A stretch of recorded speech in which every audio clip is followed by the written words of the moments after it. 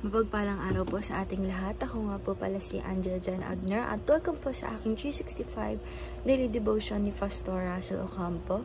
At ngayong araw po ay January 16, 2025 at ang topic po natin ay Arianism at ang scripture po natin ngayong araw ay Philippians 2 verse 16 to 17. Sabi po dito, "Who being is very nature God, did not consider equality with God something to be used to his own advantage. Rather he made himself nothing by taking the very nature of a servant, being made in human likeness." And sa Tagalog po, na siya bagamat nasa anyo ng Diyos, ay hindi niya itinuring na isang bagay na dapat panghawakan ang pagiging kapantay ng Diyos, kundi hinubaran niya ang kanyang sarili at kinuha ang anyong alipin na naging katulad ng tao. And teaching number 1, Jesus Christ is fully God, co-equal and co-internal with the Father. Sabi po dito na ang ating Panginoong Hesukristo ay talagang fully God.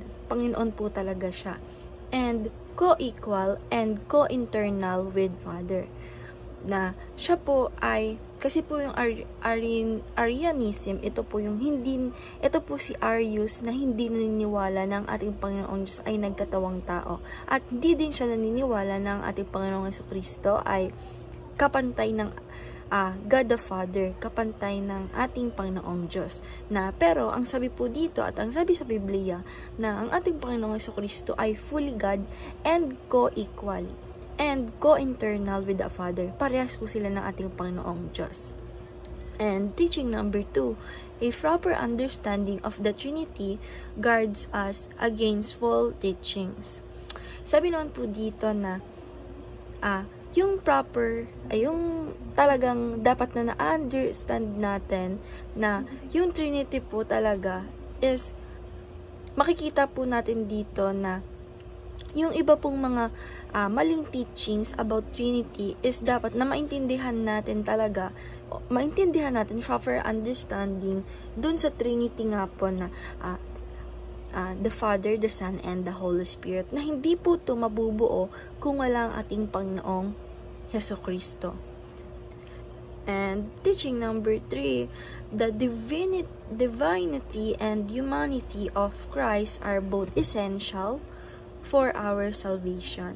Sabi naman po dito na ang divinity and humanity ng ating Panginoong Hesukristo ay ito po ay parehas na essential sa atin para po tayo ay maligtas. Kasi nga po, unang-una pa lang na niligtas tayo ng ating Panginoong Diyos, na tinanggap niya po yung mga kasalanan natin at siya po ang napako sa krus sa ating mga kasalanan, ay ito po ay nagpakita na sa atin ng essential para po sa ating pagligtas.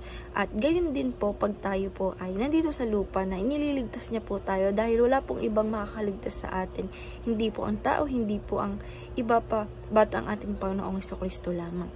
And application number 1, be discerning about teaching that diminish Christ's dignity and humanity.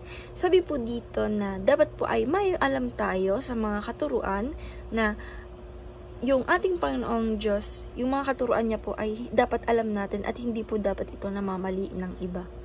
And application number 2, acknowledge both the full divinity and full humanity of Christ. Sabi naman po dito, dapat na alam po natin sa sarili natin or may knowledge po tayo sa dalawa na yung full divinity and full humanity of Christ. And application number 3, learn from Jesus' history as the church is guided by the Holy Spirit. Sabi naman po dito na apply po natin sa sarili natin that dapat po na may alam tayo at natututo po tayo sa mga church history na dapat na nababasa natin, and the church is, and yung church po talaga is ito po ay guided ng Holy Spirit, the God, the Father, the Son, and the Holy Spirit. And ayun po, dapat know natin na malaman po natin yan. Ma-acknowledge po tayo sa mga ganyan. And discussion, why is it essential to acknowledge both the full divinity of humanity of Christ for our salvation? Yan nga po. Sabi nga po dito na maliligtas po talaga tayo kapag po alam natin yung divinity and humanity ng ating Panginoong Jesucristo, dahil po masasabi po natin na niligtas tayo ng ating Panginoong Jesucristo simula pa lang po, at pag tayo po ay nandito sa lupa na nililigtas niya po tayo, dahil wala nga pong ibang makakiligtas sa atin kundi ang ating Panginoong Jesucristo. And dahil lang po ngayong araw, maraming salamat. God bless.